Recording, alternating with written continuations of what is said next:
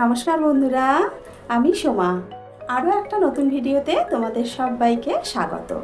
চলো দেখে নেওয়া যাক আমার আজকের এই রেসিপিটা।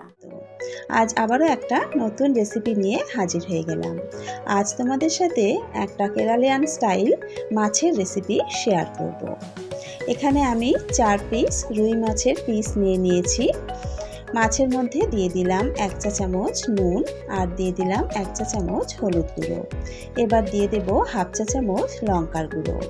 মাছের মধ্যে নুন, হলুদ আর লঙ্কার গুঁড়োটা খুব ভালো করে মাখিয়ে দেব। লঙ্কার গুঁড়োটা অপশনাল, তোমরা যদি লঙ্কার গুঁড়ো দিতে পছন্দ না করো সেক্ষেত্রে লঙ্কার গুঁড়োটা স্কিপ করতে পারো। তবে মাছ ভাজার সময় যদি একটু লঙ্কার গুঁড়ো দেওয়া যায় তাহলে কিন্তু মাছের টেস্টটা খুব সুন্দর হয়। মাছের মধ্যে নুন হলুদ মাখিয়ে নিয়েছি, এবার মাছগুলো ভেজে নেব। মাছ ভাজার জন্য কড়াতে বেশ খানিকটা তেল গরম বসিয়ে দিয়েছি। তেলটা যখন খুব ভালো মতন গরম হয়ে যাবে তখন এক এক করে নুন হলুদ মাখানো মাছগুলোকে ছেড়ে দিতে হবে। মিডিয়াম আঁচে একটা পিঠ লাল করে ভেজে নেব। এক পিঠটা লাল করে ভেজে নিয়েছি, মাছের পিসগুলোকে উল্টে দিচ্ছি। মিডিয়াম আঁচে অপর পিঠটাকেও কিন্তু লাল করে ভেজে নিতে হবে। দেখো দুটো পিঠই বেশ সুন্দর লাল করে ভেজে নিয়েছি, মাছের পিসগুলো তুলে নেব।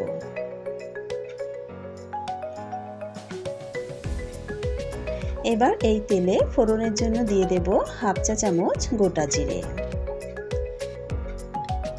ফোড়নটাকে একটু নাড়াচাড়া করে ভেজে নেব। এবার এর মধ্যে দিয়ে দেব পেঁয়াজ বাটা। এখানে একটা বড় সাইজের পেঁয়াজকে মিক্সিতে মিহি করে পেস্ট করে নিয়েছি। পেঁয়াজটা লালচে করে ভেজে নেব। পেঁয়াজটা ভাজা হতে হতে একটা ভাজা মশলা তৈরি করে নেব।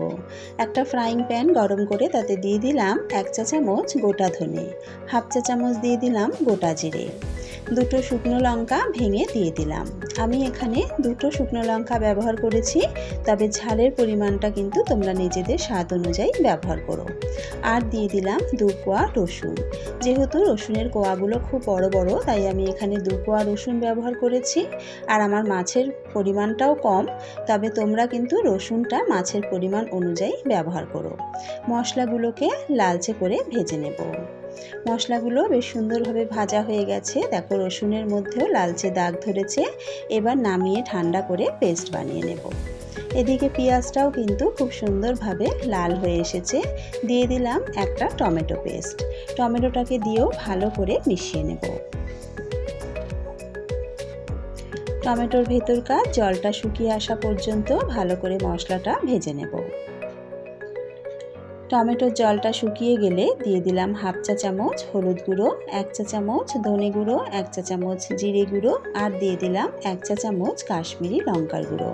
যেহেতু আমি শুকনো লঙ্কা ব্যবহার করেছি তাই আলাদা করে আর লঙ্কার গুঁড়ো ব্যবহার করলাম না। তবে তোমরা যদি বেশি ঝাল পছন্দ করো এখানে গুঁড়ো লঙ্কা ব্যবহার করতে পারো। সমস্ত মশলাগুলোকে খুব ভালো করে মিশিয়ে নিয়ে মিনিট খানেক মতন রান্না করে নিলাম। এবার যে ভাজা মশলাটা তৈরি করেছিলাম সেটা জল দিয়ে পেস্ট বানিয়ে নিয়েছি। ভাজা মশলার পেস্টটা দিয়ে দিলাম। বাটিটা ধুয়ে আরও একটু জল দিলাম। এবার খুব ভালো করে মশলাটাকে কষিয়ে নেব। মশলা থেকে তেল ছেড়ে আসা পর্যন্ত মশলাটাকে কিন্তু খুব ভালো করে কষিয়ে নিতে হবে।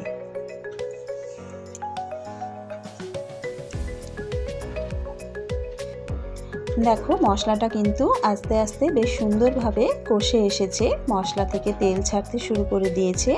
এবার এর মধ্যে দিয়ে দেব স্বাদ মতো নুন। নুনটা দিয়ে আবারও একবার ভালো করে নাড়াচাড়া করে মিশিয়ে নেব।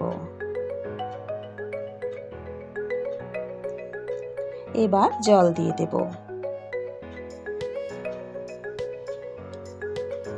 আমি এখানে হাফ কাপ মতন জল দিলাম। এই মাছের রেসিপিটাতে কিন্তু ঝোলটা খুব বেশি পাতলা ভালো লাগে না, তাই ঝোলটা কিন্তু একটু ঘন ঘনই হবে। তবে তোমরা ঝোলের পরিমাণটা নিজেদের পছন্দ অনুযায়ী বাড়িয়ে বা কমিয়ে নিতে পারো। এর সাথে দিয়ে দিলাম একটা মেন উপকরণ, সেটা হচ্ছে তেঁতুল গোলা জল। সাউথ ইন্ডিয়ান রেসিপিতে কিন্তু তেঁতুলটা খুবই ব্যবহার করা হয়, তাই এখানে 3-4 টেবিল চামচ মতন তেঁতুল গোলা জল দিয়ে দিলাম। গ্রেভিটা ফুটে উঠলে ভেজে রাখা মাছগুলো দিয়ে দিলাম। হালকা হাতে মাছগুলোকে গ্রেভির সাথে একটু নাড়াচাড়া করে মিশিয়ে নেব।